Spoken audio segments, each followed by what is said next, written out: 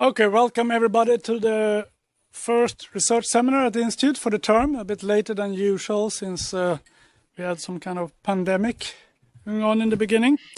I'm very happy to have Lena Halldenius and Moa Petersen here. Going to talk about the value of cash, economic injustice on an increasingly digitized payment market. So Lena is the professor and director of human rights studies at the Department of History in Lund, at Lund University. As I remember very well, she did a PhD in practical philosophy 2001 on liberty revisited. I think the first one who was treating this idea of freedom as non-dominance seriously in a Swedish philosophical context. And she has gone on, written about things like that, liberalism. She wrote a book about that in I think 2003 perhaps, and it came out again I think in 2011. And then also very well known for her work on Wollstonecraft, on the 18th century feminist Wollstonecraft, Mary Wollstonecraft and feminist republicanism, that came out in 2015. And then Moa Petersen, she is at the division, assistant professor at the division of ALM and digital cultures at Lund University, and she defended in 2013 a dissertation in pure vision, American stage art photography of the 1970s. And she's also the author of the book, very interesting from the perspective of the Institute of Future Studies, the Swedish microchipping phenomenon. That I guess we all should read at some point before we microchip ourselves. At any rate, Lena and Moa, the floor is yours. Very welcome. Thank you. Thank you very much, Gustav. So I just hope that everyone can hear me properly, and if not, someone will let us know. So thank you very much for this invitation. It's a really good place for us to present some ongoing work on which sort of, in the broadest possible sense, is about the future of money, I suppose. So what we will do then, Gustav just introduced us a bit. We will say a bit more about us in the context of this project, and we will do a presentation about a research project which we can't stress enough is ongoing. We are in the middle of it. We are in the early stages of doing the empirical work. So anything that we sort of now claim to know is still preliminary, but the empirical work is underway, and we will present that and the basic idea behind this project in a minute. And we will take turns speaking, Moa and myself. But the idea is that I will now share my screen, which I haven't done before in this format, Starleaf. So I hope that this will work. So a question now is if you see my presentation, if anyone can give a thumbs up if that is the case. Absolutely. It looks good. Okay, good. And I have it on a separate screen. So if I seem to be looking to the side rather than at you, that is because I'm managing two screens at the same time, which I'm not very used to. So it will be like that. Okay, so just first as a very brief introduction, this project, did the screen change to a new picture? Yeah, good. Okay, so this research project is called CASH. It has a long subtitle, Human Rights and Social Sustainability in the Transition to a Cashless Society. This is a 3-year project which is funded by Formas, and we are 3 people working in it.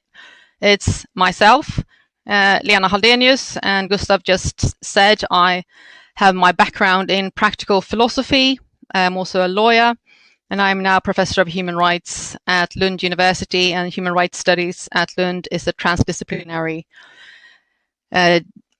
division focusing on human rights in all their complexity, philosophically, legally, historically, politically, anthropologically.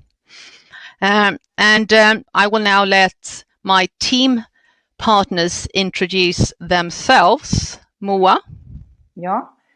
My name is Moa Petersén, and I am associate professor at the Division of ALM and Digital Cultures at the Department of Arts and Cultural Sciences at Lund University.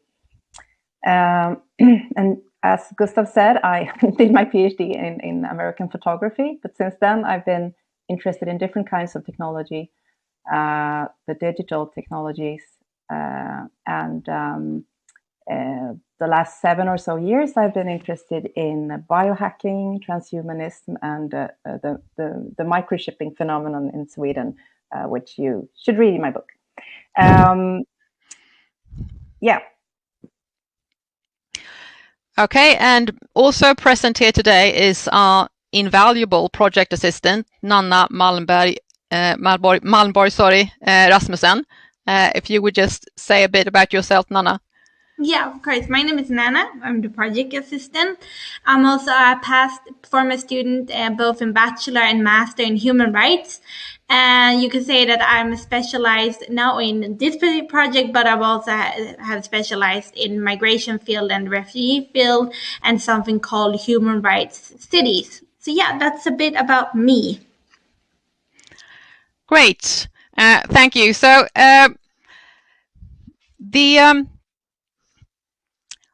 this project, Cash, it's the idea of it is that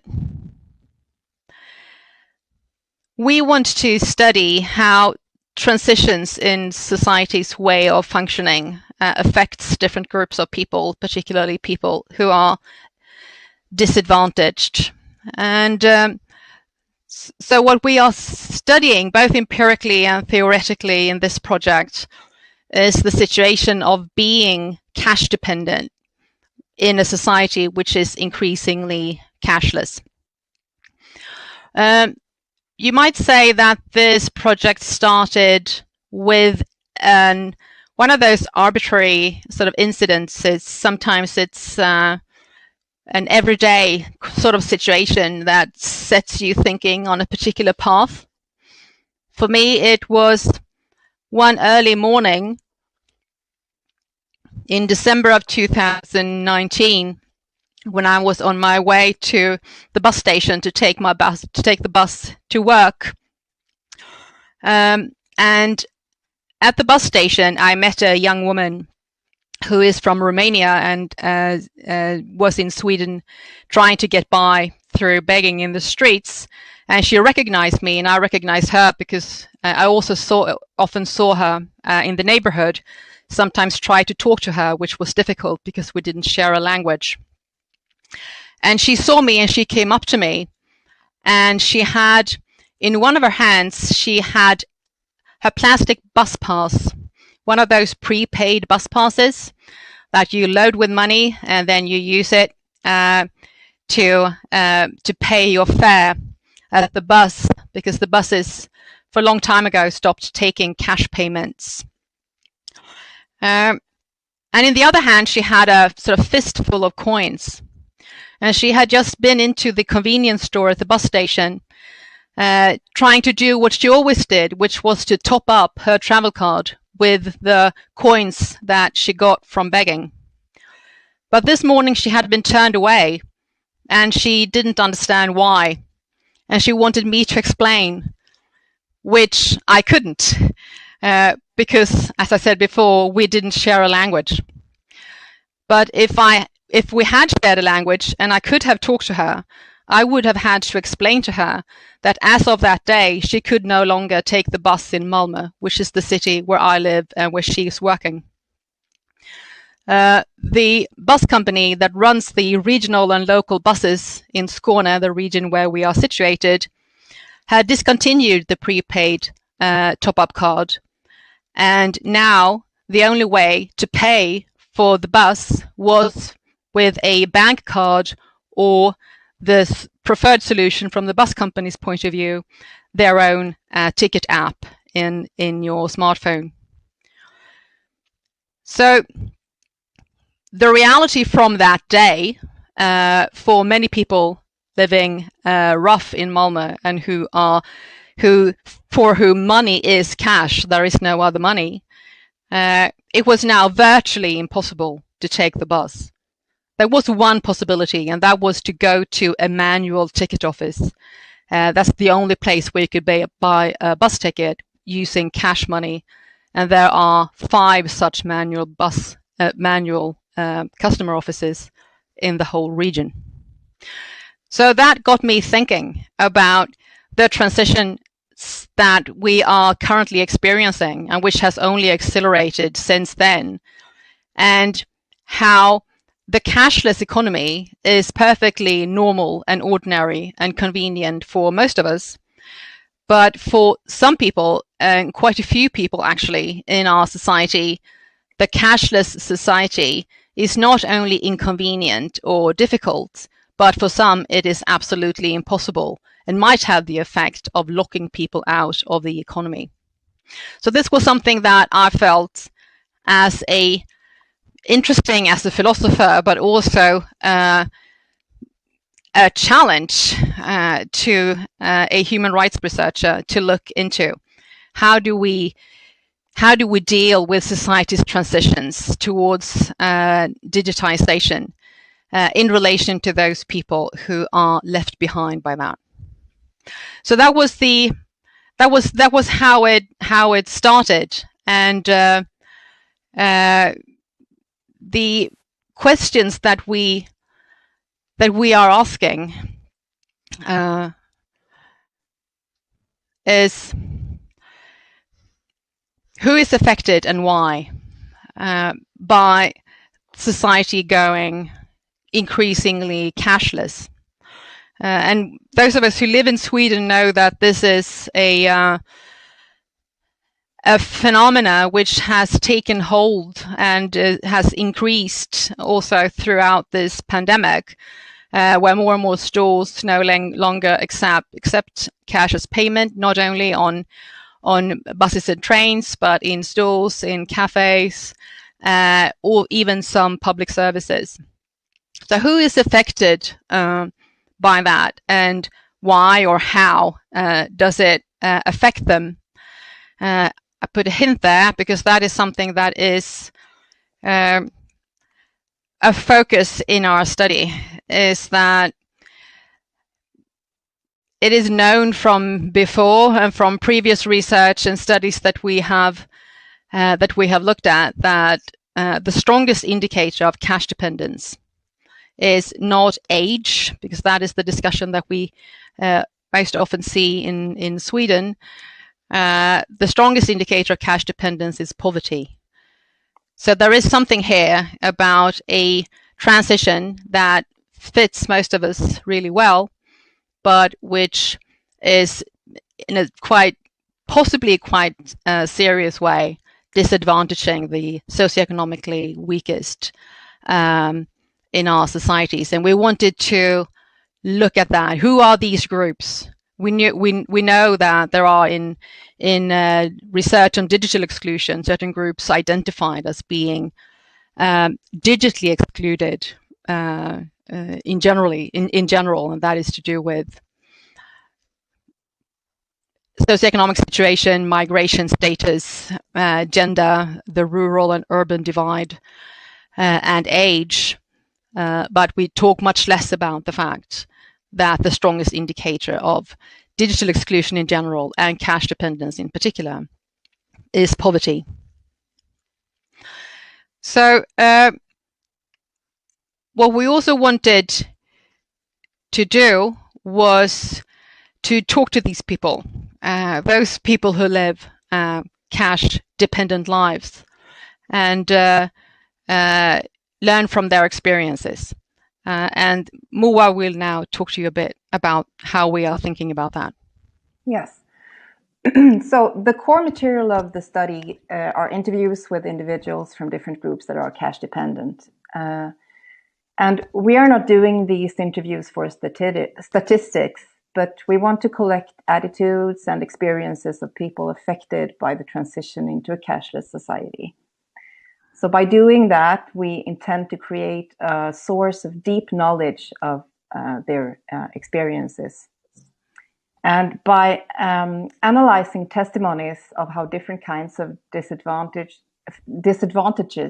affect both the interviewees' practical lives and their self-images and sense of belonging to society, we acquire a useful source of knowledge to inform policy and political theory in a process. And we refer to this process as co-learning.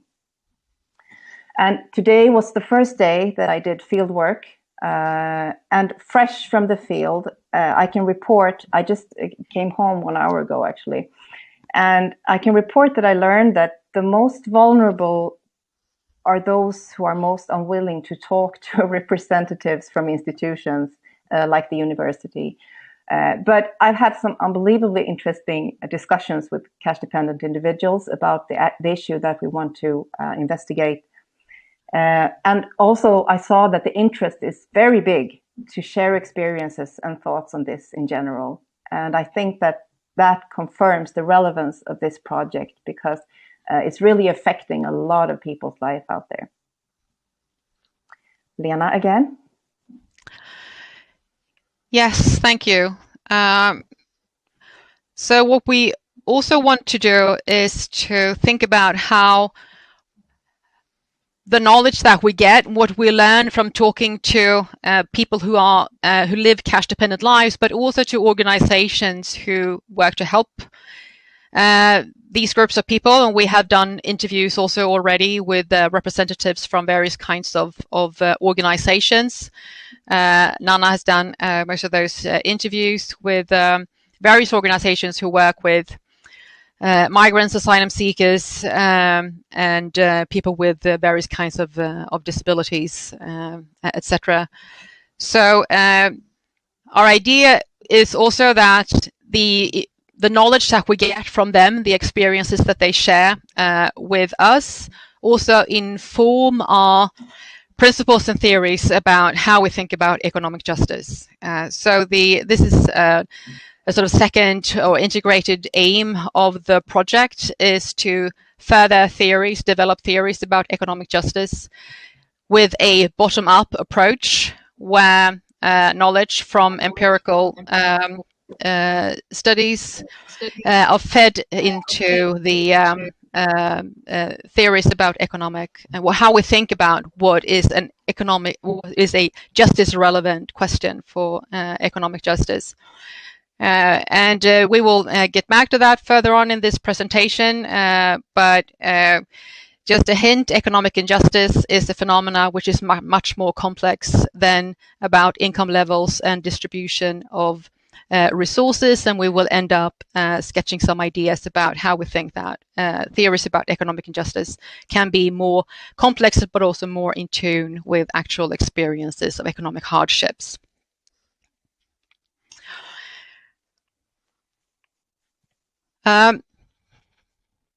Zooming out just a bit before we get back into some of the stuff that we already think that we have found out.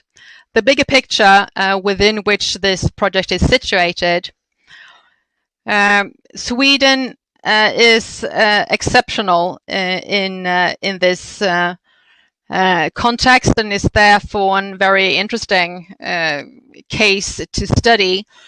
Sweden has the lowest cash use globally, and this is known internationally with people who are working with the question of the future of money. They always come back to Sweden as an example of the country where the digitization has gone furthest and quickest, and where cash money is more thoroughly sort of being marginalized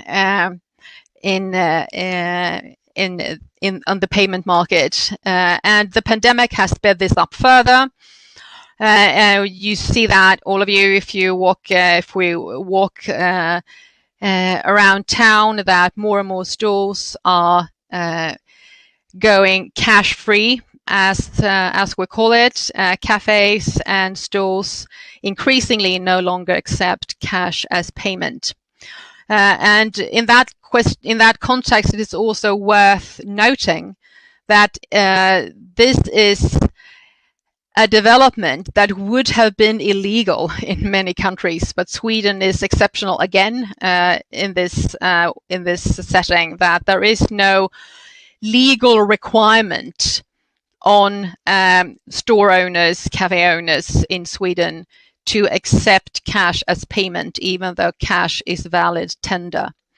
And so what kinds of payments a store accepts is regarded as a question of contract. So as long as a store advertises at the till or at the door that they don't accept cash, if a customer still goes into the store and buys something there, they are understood as having agreed to a contractual obligation, which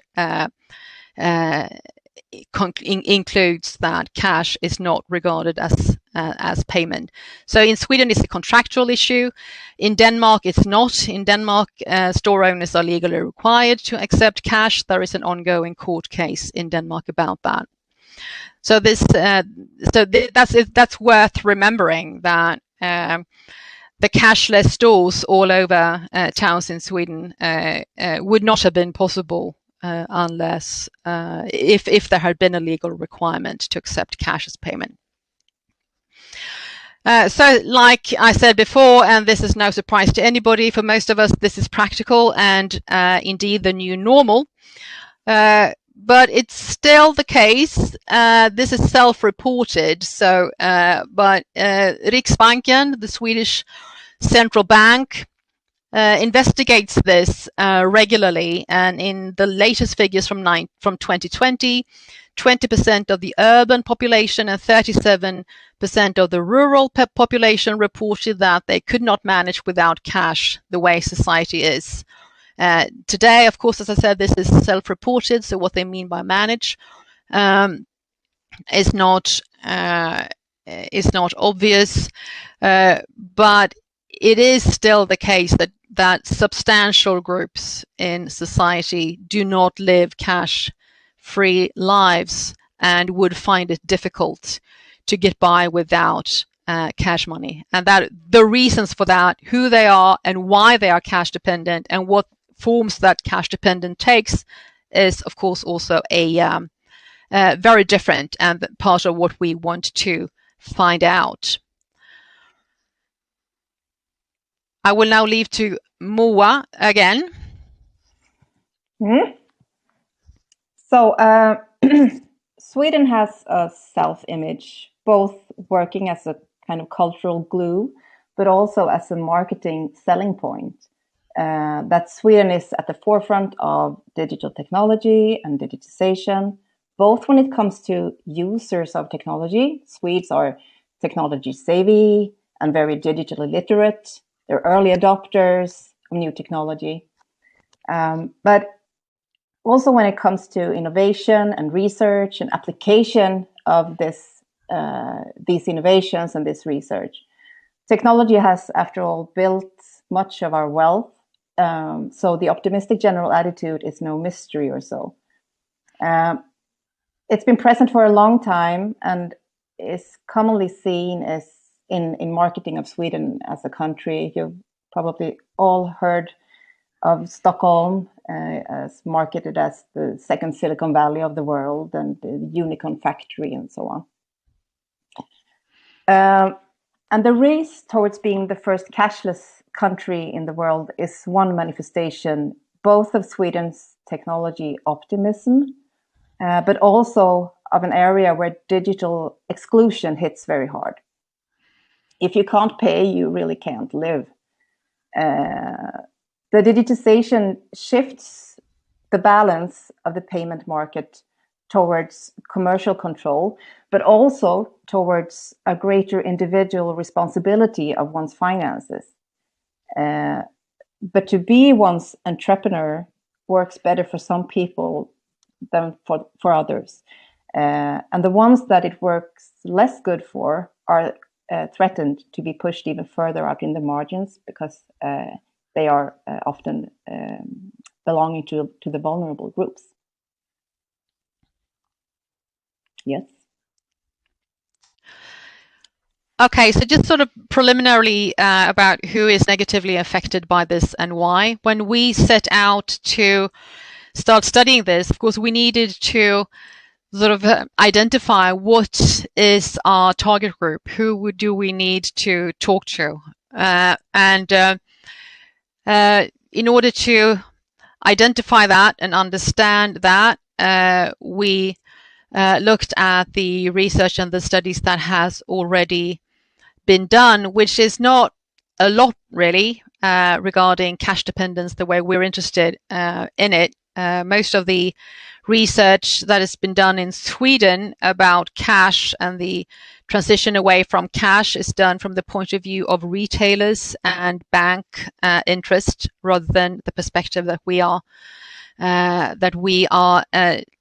placing on it. So we needed to go through the research that is there about the digital exclusion and the digital divide, and we assumed that cash dependence would follow the digital divide and socioeconomic divides in general. So those people who are socioeconomically disadvantaged in other ways are likely to be also those groups that are adversely affected by the move away or the transition away from cash. That was sort of our hunch in the beginning.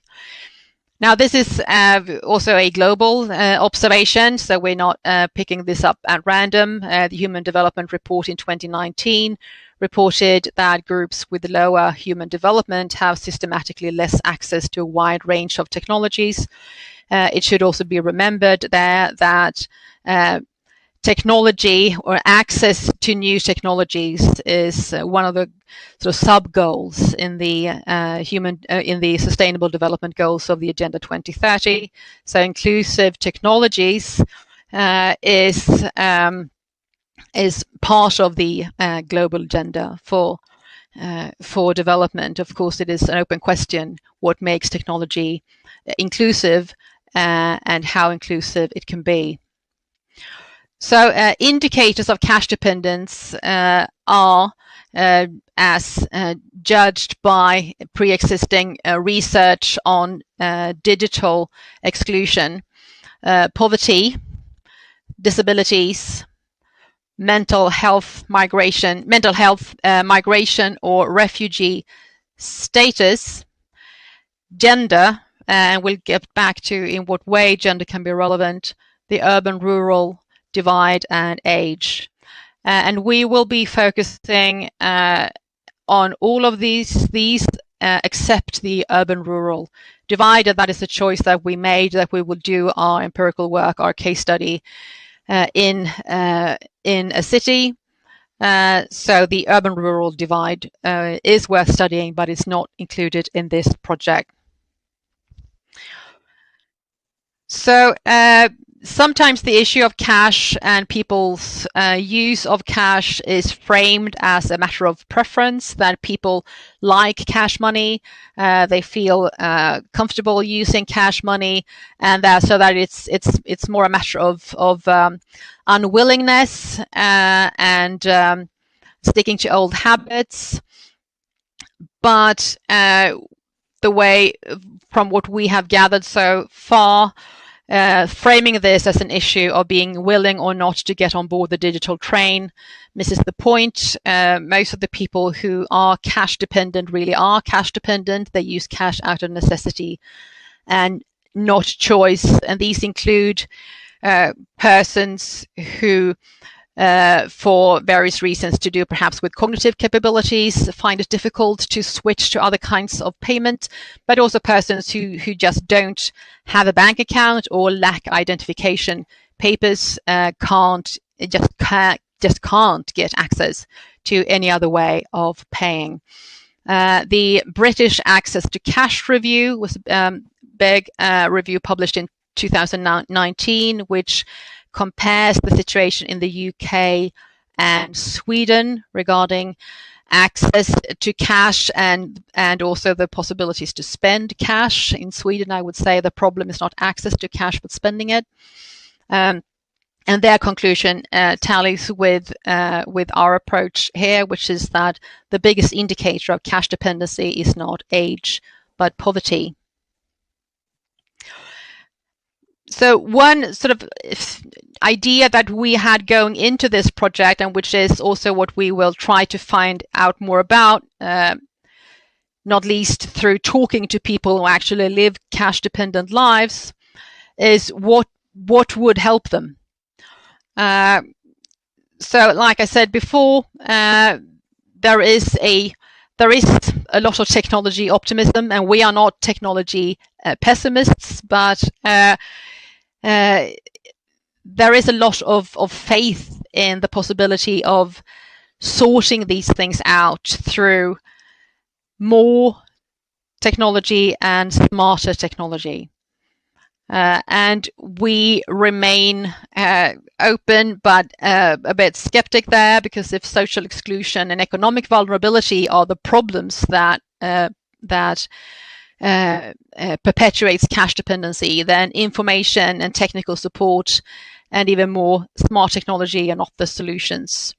And this is really a sort of a binary situation, and it's imminent now. If stores and public services stop accepting cash while vulnerable people are cash dependent, they could be effectively locked out of the economy, at least the formal economy. And this question, digital exclusion generally, including then digital exclusion from the payment market, needs to be studied as a question not of technological solutions, but as a question of social justice, because this hits asymmetrically people who are already socioeconomically vulnerable and who tend to not have a voice in the discussions about how societies transition. So this is sort of the background, the ideas that we have going into the empirical work that we have started doing. And we will now share some experiences that we've had already. And this will be a bit of a text-heavy image coming up here now, but these are 2 vignettes from interviews we have made with not people who live cash-dependent lives, but people who represent them in voluntary organizations who work with migrants, asylum seekers, women, and people with various forms of disabilities. So I will let Moa now introduce these vignettes, and you can see how we sort of work with this kind of material and how we sort of distill experiences from that. This is the first one. Yes, Lena, you said a lot there, but we have made interviews with individuals and with who are cash dependent and with representatives, and these are from 2 interviews with representatives from 2 different organizations, I should say. And they illustrate how cash dependence can affect lives. And I think I'll read them out because there might be someone who can't see so well. So I understand that cash can be linked to crime and that, but you've got to look at the other side. You take from those who already have a hard time getting by. You take a tool from them, you know. They already have so little. Like that guy who sells things. It's what he's done since he was 12. His mom sends cigarettes. It's all he knows. Selling things. If there's no cash, no one is buying. I told him it's not his fault. He's not doing something wrong or selling the wrong things. People just don't have cash on them. He asked me, should he start selling drugs? And I said, no, don't do that. Go to another country if you want, but don't do that. Not if you want to live. And here is the other one. It's the practical things. If you can't take the bus because they don't take cash, you need to walk everywhere to get some special baby food or whatever. Pack up the kids and walk across town And then you don't have time to do the laundry because you can only book the laundry room for a couple of hours, and you spend all that time walking to the stores and back. It's because they can't afford a modern phone, and they can't get the apps because the phone has no internet, and they don't have the 4 last digits, so they can't get a bank idea. It's all connected, and practically it just doesn't work. The phone is too expensive, and you can only be at one place at a time. So apart from confirming that cash dependent is a real thing for many people, I also think that this last statement is interesting because it so clearly shows how digitization has made it completely normal and necessary to be able to be at many places at the same time. People who can only be at one place at the time are disadvantaged and left behind in our society. So is the next also one of those? The next slide? Yeah, the next slide is also some experiences that we have collected from interviews and conversations with voluntary organizations. And we will take turns. I can do the first one. Mm-hmm. So I said before that cash dependency is largely a matter of necessity, not choice or unwillingness. And that is something that we can't stress enough, that this is not a choice that people make to live cash dependent lives. They are just positioned in that way, that cash is the only money they have access to. And I think that there is something that we felt when we interviewed. We had a conversation with representatives from a group who work with women who are largely women with who have migrated to Sweden and are trying to understand the society that they now find themselves in, which can be very difficult, and just things that we take absolutely for granted as something completely normal, like someone at an authority that you need to be in contact with who will say, well, you can look that up online. Or you say, well, print this form and email it to us. And that is normal to us, but for a substantial number of people, those are just impossibilities. Not only because they don't have access to computers or to printers, but that they just don't have the know-how or the experience to deal with that. But it can also often just be a matter of not having access to this technology. So the reasons vary, and this is important. So being digitally excluded, be it from the payment market or in a more general way, is not one phenomena that looks the same for everyone who is affected by it. The reasons vary, and we need to understand what those reasons are in order to know how we can deal with them. Sure. We have young people who are digitally savvy, but who don't learn the value of money because they never see it. This is a general problem of the new generation coming, who don't have the same sense of value of what money really is because they haven't handled the physical money. And then we have the older people who know all about the value, who have handled coins and physical money, but can no longer manage it because it has become digital. So we have two different problems here colliding really between two different generations, maybe.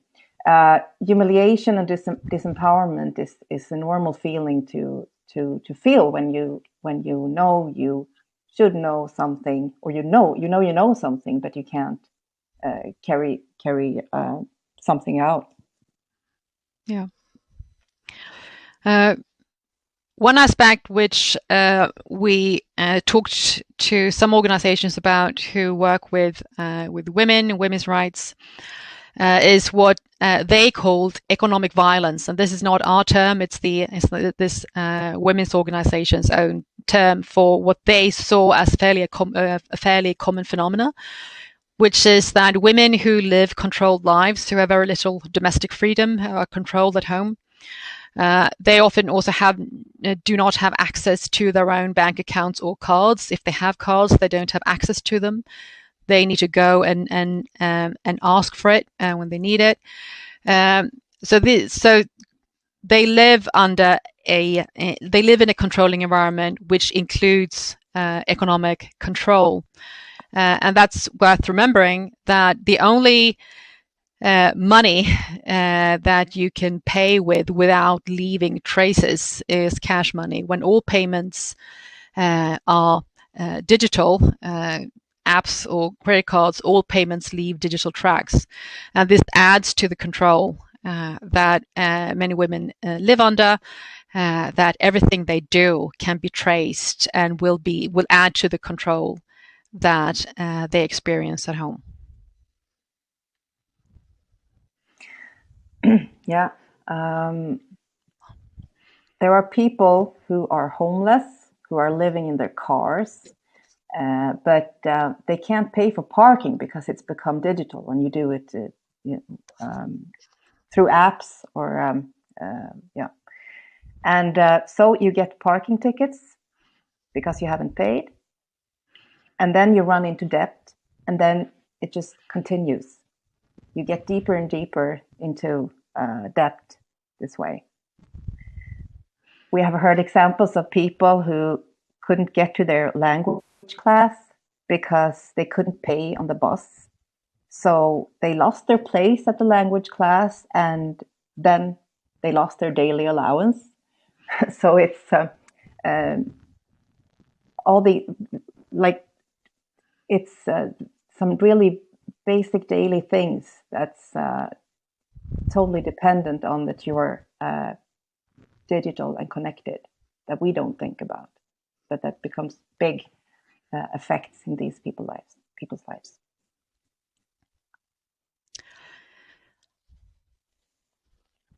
Okay, so what we have said now so far is just some experiences that we have heard from people that we have talked to, and in relation to the ideas that we had already going into this project. We will, of course, collect more empirical material. We will analyze it properly, and that will take some time. But some ideas about how this links up with the notions of economic justice is what we would like to end sharing with you. So theories of economic justice, also in philosophy, tend to be quite narrowly focused on a certain set of concerns to do with income and wealth levels, comparative income and wealth levels, distribution of resources, so questions about who has how much of what. And those are indeed central concerns for economic justice. But what we want to investigate and develop further is other aspects of economic justice that are often not accounted for, and I will say a bit about two things.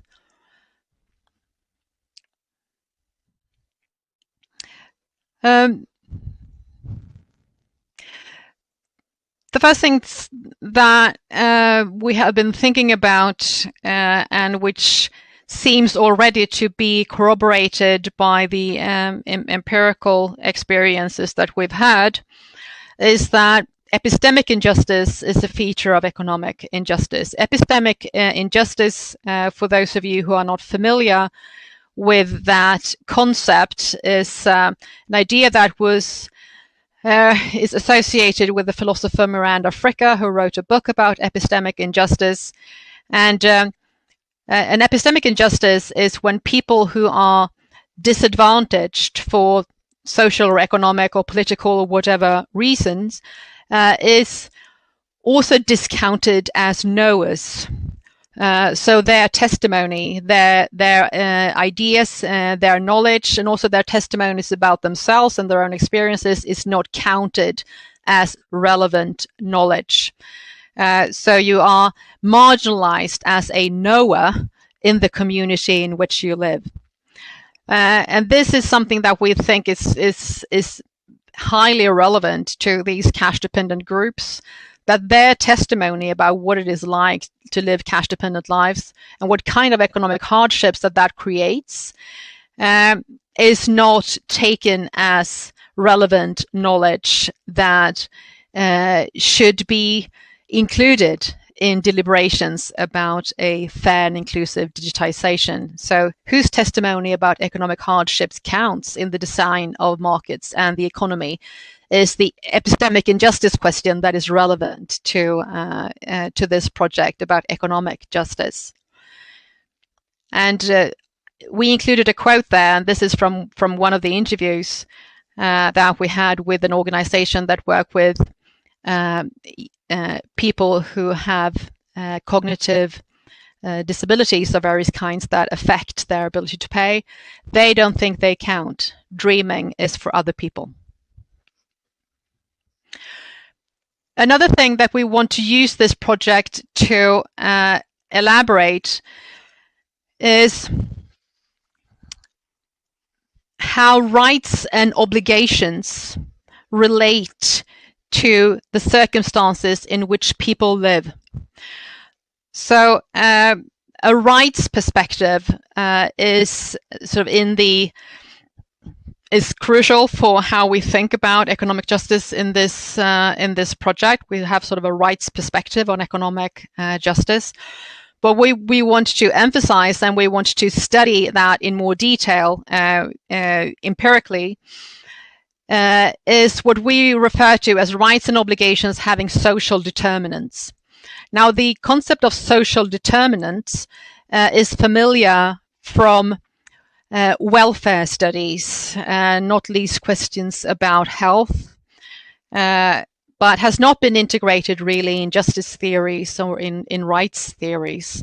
So the idea is that, for instance, if you want to make sure that people live healthy lives, that they have the opportunity to live healthy lives, then of course one crucial thing is to make sure that they have access to free healthcare. But experiences teach us that access to healthcare does not create health. Why doesn't it do that? Well, because health has social determinants. So if you want to make sure that people have the actual opportunity to live healthy lives, you also need to look at those phenomena that are the social determinants of health. And the social determinants of health include housing. It includes economic stability. It includes not having to worry about money. It includes having a decent working life. It includes being socially integrated in your community. Loads of things that affect people's health that have nothing to do with healthcare. So if you want to establish or promote a right to health, then you cannot only establish free and accessible healthcare, you also need to make sure that people have housing, that they have a decent job to go to, that they don't need to feel fear for the future, and things like that. Those are the social determinants of health. And we think that this can be generalized to rights and obligations generally. So if we want to talk about rights and obligations, a right to something, say the right to education, just to pick an example which is not specifically relevant to this project, but which is relevant to our current debates in Sweden. If we want to establish a right to education, then you can't only make sure that people have access to schools and teachers and study materials, you also need to look at other things, because the social determinants of education includes, again, do you have a home environment where you can do your homework? Do you have support at home? Do you have an opinion about yourself, that you are a knower, someone who counts? If you don't, why don't you do that? So any right can only make sense, but only be promoted if we include within it not only that specific object of the right, be it health or education or whatever, but also anything that acts as a social determinant of people having the actual possibility of benefiting from that right. Conversely, any obligation to do something should be conditioned on access to the social determinants of whatever makes that obligation reasonable. So if we make society cashless, that means that people are, for practical purposes, obligated to pay with non-cash money. But if you don't have access to non-cash money, then you cannot act on that obligation to pay for whatever it is you need. So these are two things that we think are highly pertinent to questions of economic justice that we want to look at and elaborate further. That epistemic injustice is a feature of economic injustice, and that rights and obligations have social determinants. We also would like to end with a few suggestions, hints, or things that we talk about a lot and we think about how to integrate in this, and that is also worth remembering. Something that we haven't talked to, but which is sort of hovering in the background of all of this, is that when the payment market goes digital, things move to a market of credit cards, mobile phones, apps. The digitization of payments also was also linked to access to credit, and unequal access to credit, which is due to and adds to economic inequality. So if you don't have a bank account and you can't, or you have an economic history, which means that you can't get access to credit, that or further adds to economic inequality. The poorer you are, the less access you have to credit. The richer you are, the more access you have to credit. This is a hard lesson in our current societal climate and debate, where the trajectory seems to be set that the problems that we are facing at the moment is to be solved by more and smarter technology, but sometimes perhaps it's less technology, not smarter technology, which is the solution. And finally, and this goes back to something that Moa talked about before, digitization is privatization. So with money going digital, it means that the payment market is controlled by commercial agents, and it's completely shifts the balance between state and commercial actors on the payment market. And this is something that the Swedish General Bank is very aware of, and they are now currently developing an digital currency, digital krona, which is not launched yet, but is an ongoing project. And this is because they are very aware of the fact that when money goes digital, the power of the payment market shifts from the state to commercial banks. And if you are not banked, if you're an individual person who don't have access to a bank account, the privatization of digitization means that you will be locked out of the formal economy.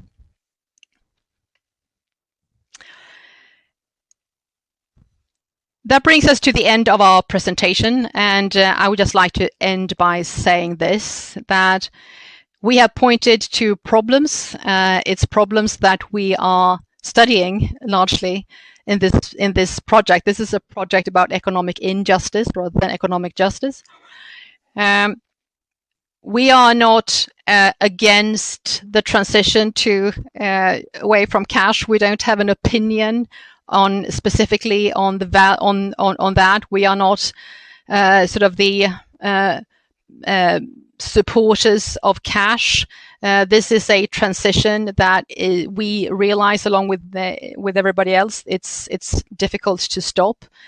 What we want to focus on is the fact that this is a transition which is being undertaken seemingly without any emphasis on or focus on or much care about how the transition affects those people in society who are socioeconomically most vulnerable. And that is the focus that we want to bring to the debate. And that was that. With that, I will stop sharing. Thank you very much.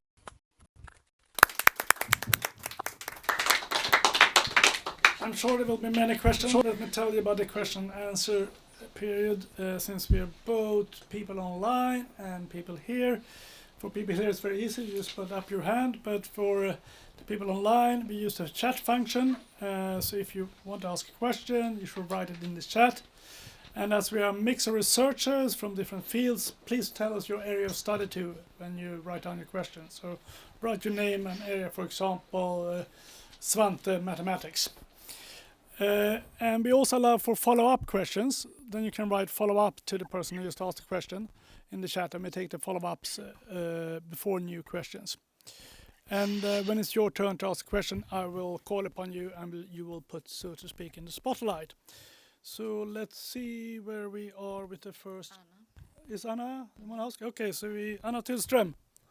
Thank you so much, Lena and Nana and Moa, for this. My name is Anna Tillström. I'm an organization theorist and a business economist here at the Institute and Uppsala University.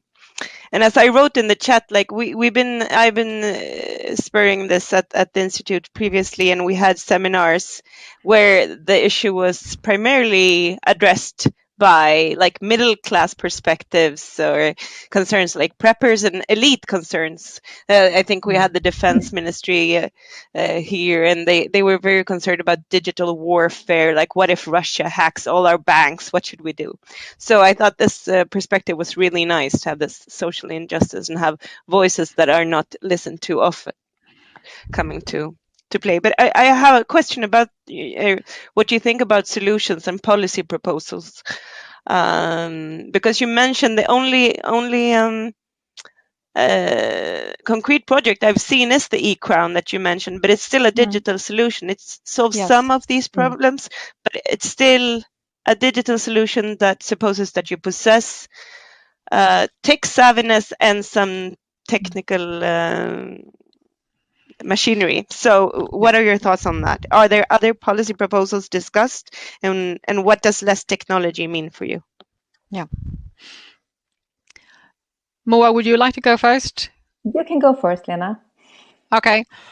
Yes, this is a very good question, and so I can speculate a bit only at this stage. I think one of the things that we hope is that the interviews that we have just started will inform us about this. So, like we said before, we don't treat our interviewees only as informants, but we hope that they will educate us about what would be workable solutions for them. The e-krona, as you said, is I think it's worth remembering that the purpose of the e-krona is not to rectify injustices. The purpose of the e-krona is to preserve the role of the state and the central bank on the payment market. So the central bank worry about the move towards commercial banks, and that also explains why the commercial banks are so critical project. Yeah. So that is so what the e-krona could sort of solve for the kind of sort of demographic that we are looking at is that you don't need to be banked in order to use it. So sort of bypasses that question, but like you said, it's still a technical solution. Of course, the easy answer to what would less technology mean is that we keep cash.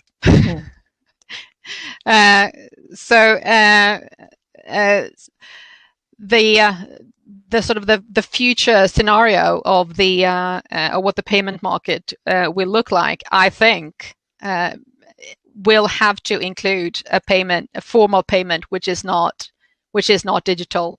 And what form that takes is I don't know, but when we say less technology, we really mean that at least for the foreseeable future, there has to be some kind of payment method which does not depend upon technology. What form it takes, I don't know. Moa, would you like to add something to that? No, just confirm it. With the impressions I had today from the field, the interviews I have done today, the tendency there is to that the individuals I've talked to, they say that we don't want the digital payments to go away. We're not against it or anything, but we just want to keep our possibilities to pay with cash. So less, just as you said, Lena, less technology in this case maybe means lesser than it might be in a few years. Yeah. But a legal protection of the possibility or the right to pay with cash. Okay. Yeah, and I mean, in sort of in an international perspective, that is not terribly radical. I mean, Sweden is the radical country here. The fact that cash money is not protected by law in Sweden, and it might be that is now we're beyond that.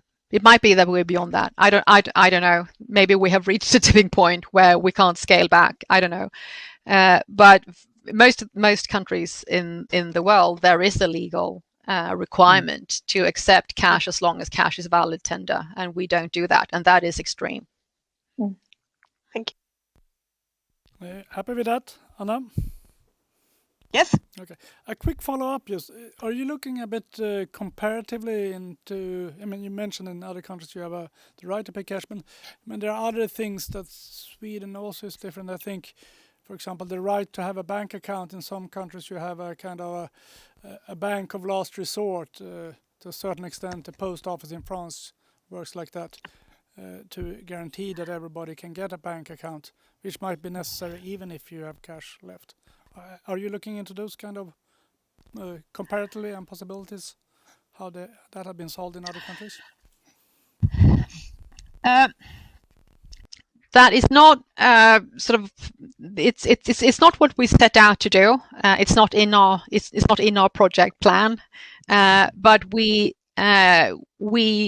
see that we might need to include some kind of secondary study, or maybe we will need to engage with other projects who are looking into that, because that is what we understand more and more is that our focus on cash dependency in Sweden, it really sits within a much larger global development about not only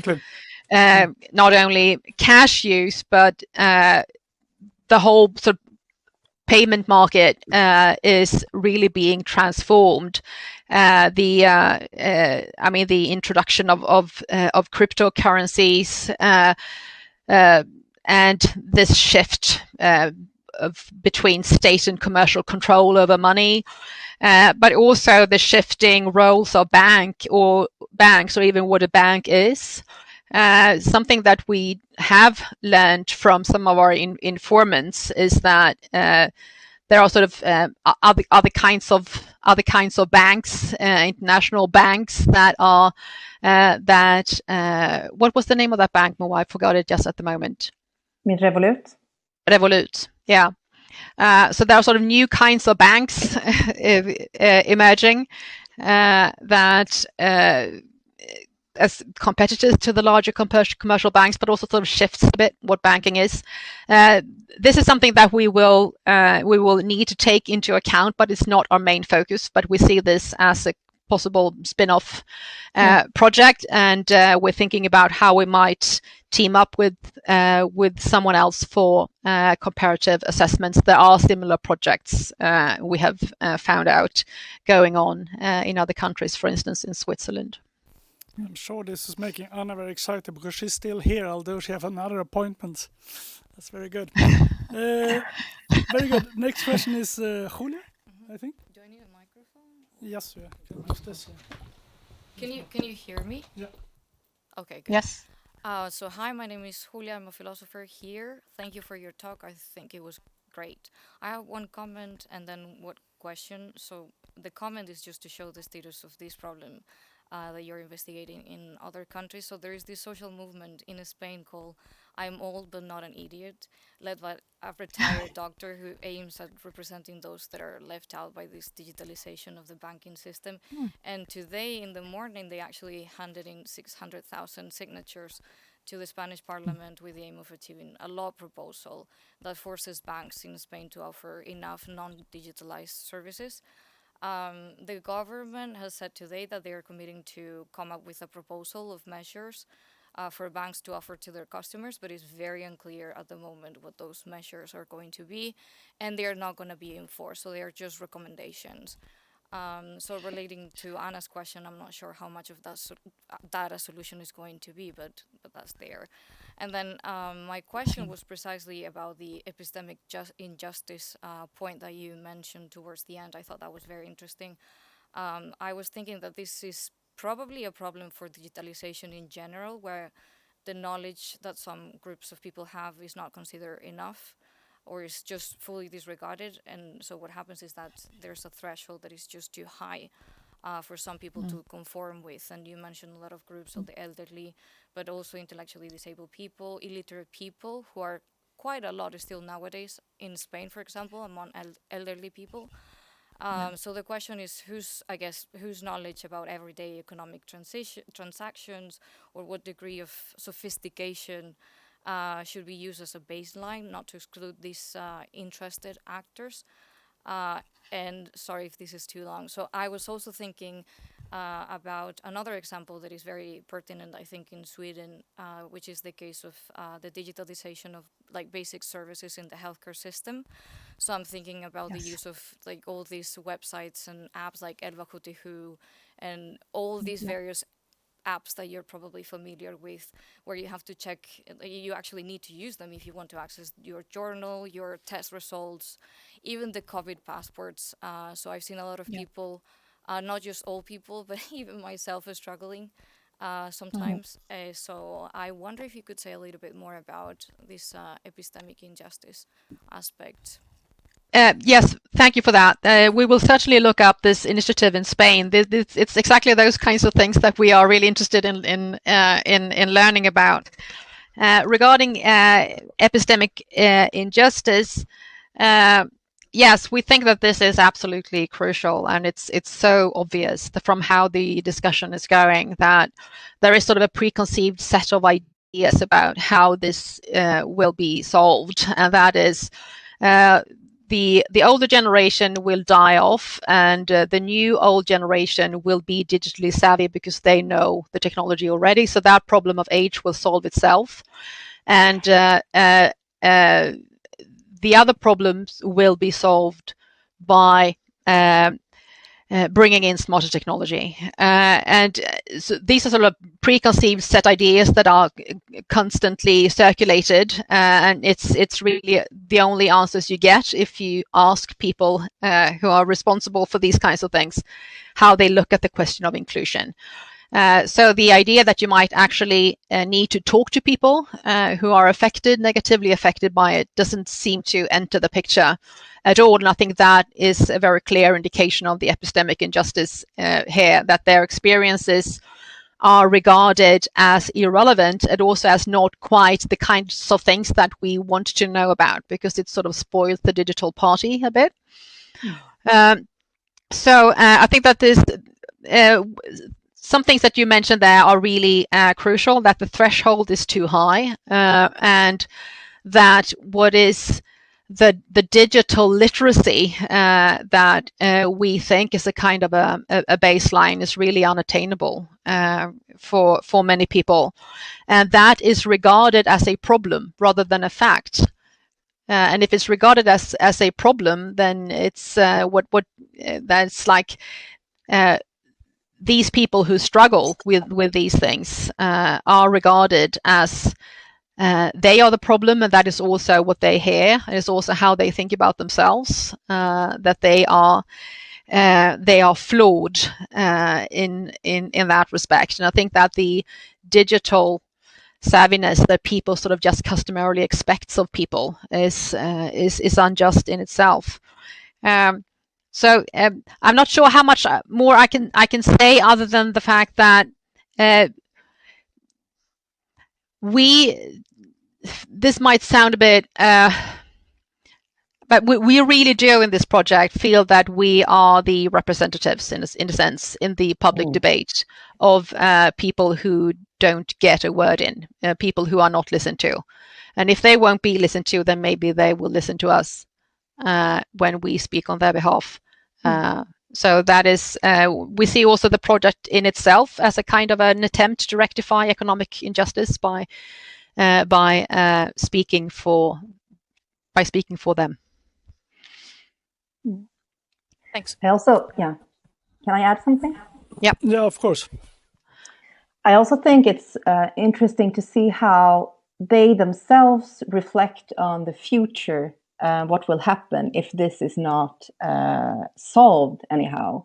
Because I talked to people today who said, well, they started in the wrong end. They started high technology. That's wrong. They should have started with us at the bottom. And then another guy said, this is going to create chaos in the future. We will get such a segregated community, and who will pay for this?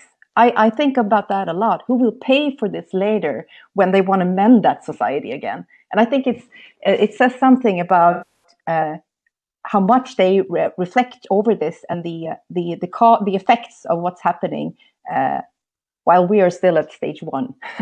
Yeah. So it's really interesting. Yeah, I think that's important. That these people have thought about these things much more than most of us.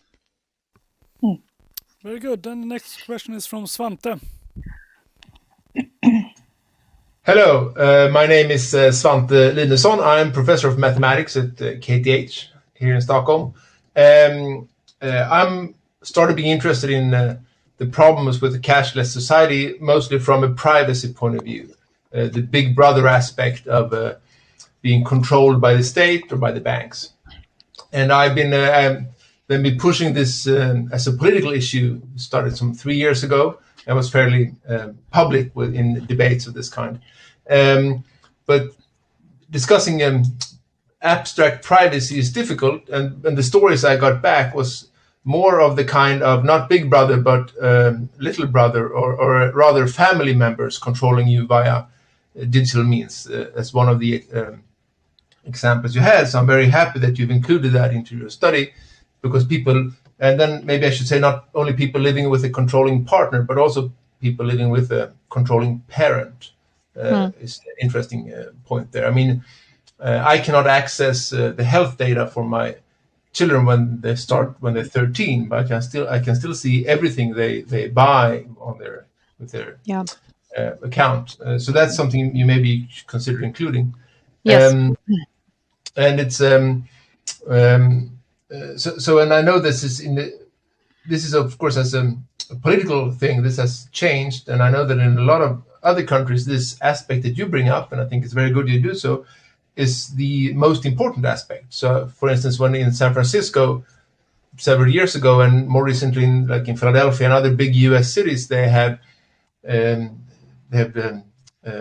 created laws that forces all stores to accept cash. And the main argument in those cities is this of economic injustice. That I think the reason for this might be that there are many more people who do not have bank accounts in the US than there is in Sweden. But so that's maybe a question for you as well. That I don't know, but I don't know of any studies that have been done because of this. Maybe this was just a political initiative because they saw a problem without anyone having interviewed the people with problems. But there's so this is so I'm very happy that you're doing this study. It's very interesting to see what you get out, because I've heard a lot of stories from people who have been who the problematic with being with a controlling partner or trying to leave a controlling partner when you are digitally controlled. Yes. Yeah. Moa, would you like to comment? No, if you have something to say, say it. Well, I just thank you very much. I mean, this aspect of sort of micro control or family or domestic control that comes with this is something that keeps coming up when we talk to people, and it is something that we did think about from the beginning. And this has, like you said, it's not only to do with cash, but it's to do with personal information generally, and leaving digital tracks, and how this adds to new forms of control. I've heard about San Francisco and that new regulation forcing stores to accept cash. I read about it, but I don't know if there's been any qualitative studies. But that is something that we can look into. But one thing, Moa, that we thought was interesting when we talked to the Riksbank project manager about the e-krona, about the possibility of anonymous payments. Could you say something about that? No, you can do that, Lena. Okay, so we had a conversation, and this was very early on in the project, and we will need to follow this up. It wasn't a formal interview; it was more of a discussion with the person in charge of the e-krona project at the Swedish General Bank. And it was an early stage of the project. There was not even a pilot yet, but we asked them whether they foresaw that it would be possible to make anonymous payments with e-krona. And they had not thought about that. And she said probably not. And it seemed to us that the fact that controlling money flows is now possible makes it irresistible. So and they started talking about the bank law, and so the very notion of now making anonymous payments that cannot be traceable, has become suspect in itself. So it seems from what we've heard so far that the e-krona will not be another way of making anonymous payments. So if cash goes away and is replaced by e-krona, then anonymous payments will no longer be possible. And that, of course, adds quite substantially to this little brother kind of control problem that you mentioned. So that is something that we definitely will look into. Lena, the e-krona is still, yes. Follow up there, and this might be disadvantage too. So that's just a political problem, not a technical problem, because you could have this kind of cash cards that we used to have before, actually, that you can fill with cash, but they are not connected to any kind of specific person, exactly as you have in the subway, that you can have a card that's not connected to a person that you can fill with cash. So it's rather a political problem, maybe a worrisome political opportunity to that we can't pay anonymously, but that will lead to this both micro and macro control. I think you're right. Yeah, I think you're right. I mean, the fact that the top-up cards that used to be a very, very convenient way of paying for public transport, which was discontinued for reasons that they couldn't really quite formulate in a way that persuaded anyone, other than the fact that it was simpler for them. I remember just vaguely from quite some time ago that there was an attempt to sort of launch a kind of a cash card, a plastic cash card, which would be like one of those top-up cards, but just for general use. that you could fill up with cash and then use to pay everywhere in stores. It didn't catch on. Maybe it was too early for that, and now I fear that it might be too late, because the allure of having control over all cash payments has now taken hold, I think, and it will need to be a very sort of stringent resistance in order to argue for the fact that there is actually legitimate interests for being able to pay without leaving digital traces, and that is not a suspect activity in itself. But that's a political issue, and you're absolutely right. Yeah, so Svante will have to take care of that in his political role. Yes, I'll do my very best, but I promise you, with my own party, other parties are actually better. It's very sad. Okay. You shouldn't say that. Very good. Okay, the next question is from Ludwig. Hello, Lena. Ludwig Beckman, political science. Hey, Ludwig. Hello. I just have a very simple question, or it sounds simple anyway. How do you define digital payments? I get the impression from your presentation that what you're focusing on is payments that are not just cash free, but also made by some personal electronic device, such as the smartphone or a computer or something. But of course, we had a lot of sort of non-cash dependent transfers long before we had mobile phones and before we had internet even. So I don't think, for instance, that anyone has been able in Sweden to pay the rents for their housing by cash for the last 40 years or something. You don't sort of knock on the door of your owner and say, hey, here's the rent, and you sort of throw 10,000 into his home. You don't do that. So I guess that when you say so, that sort of makes me confused here a bit, because I think that some of these digital payments, if you take it in sort of the broader view, that are sort of transfers of money that are not cash, have been going on for quite some time and have been quite an important part of society for a long time. What is different now is that these non-cash transfers have sort of permeated everyday life and sort of small cash transactions and groceries and stuff like that. But so I wonder, when you say that you should have the right to pay with cash, do you really mean that we should have that right literally in respect to all kinds of payments? That was just sort of reflection, and I just wonder how you define digital payments then. Yeah, good question. That's something that we will, and I realized that we were a bit imprecise. I think that just like you say, it hasn't been that everyone used to pay with cash, and now that's going away. The transition that we're now seeing is different compared to earlier. One big difference, of course, is that earlier, when we did, of course, have non-cash transfers, you could pay with a checkbook, or you could transfer money using gyros or whatever. But they existed alongside of cash. What is happening now is that in the everyday payments, cash is being impossible to use.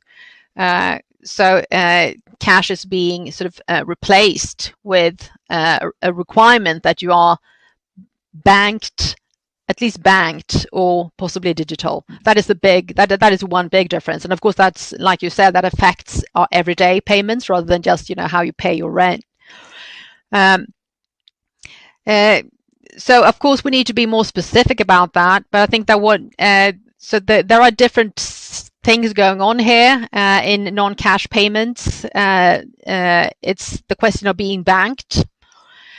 So even before, if you didn't have a bank account, you couldn't have a checkbook, for instance. There's still people who are not banked, and that way they cannot transfer money in any of those ways. And the other related question is the technological development. So these two things go hand in hand, the being banked and being tech savvy or having the technical equipment. But of course, you're right that we need to be specific about this, because this also affects or goes back to what kind of difficulties and why people experience difficulties. Is it the fact that you just can't afford a smartphone? Then your problem is different than if you cannot access banking at all. then your problem is very different, and will need different solutions. So you're absolutely right to point out the necessity of being specific about that. Yes, and I also think the empirical material that we're collecting now will help us to identify that in a better way. Yeah. Happy with that, Ludwig? Yeah.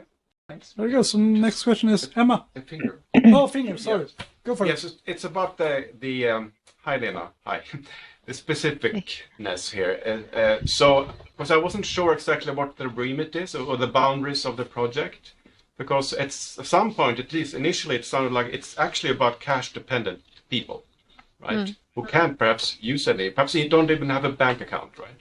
Yeah. So some, EU migrants and so on.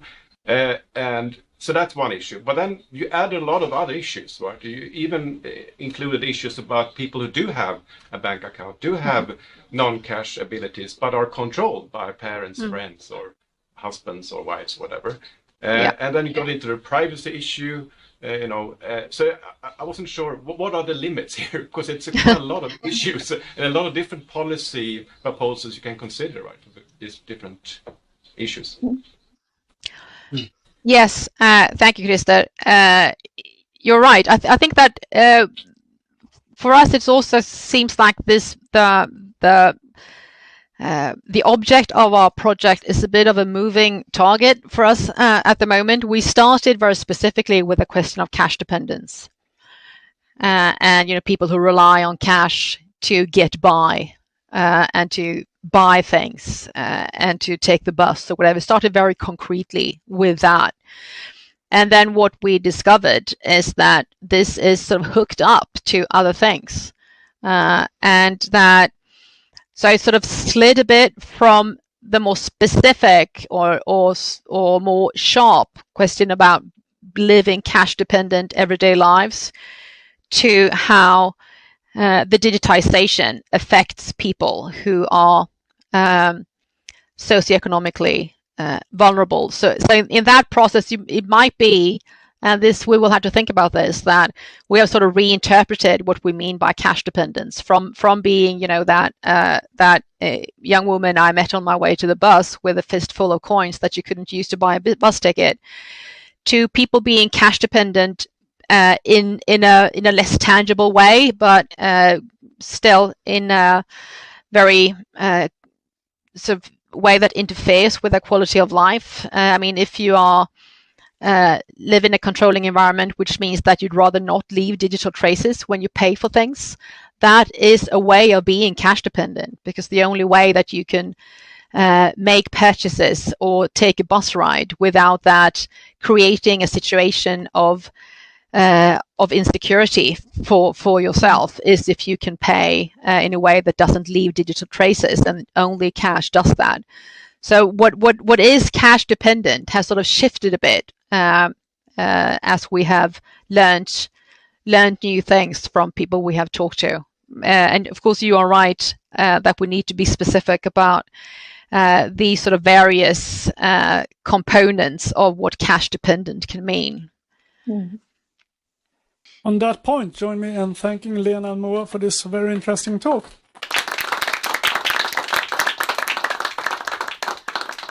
We have more talks coming up. February 16th, Maria Ojala, Hope in the Face of Climate Change, Wishful Thinking or an Existential Must. And then February 23rd, we have Gert Helgesson, who's going to talk about the controversial issue, or the issue of removing controversial names and statues from public places and similar things. So very welcome then.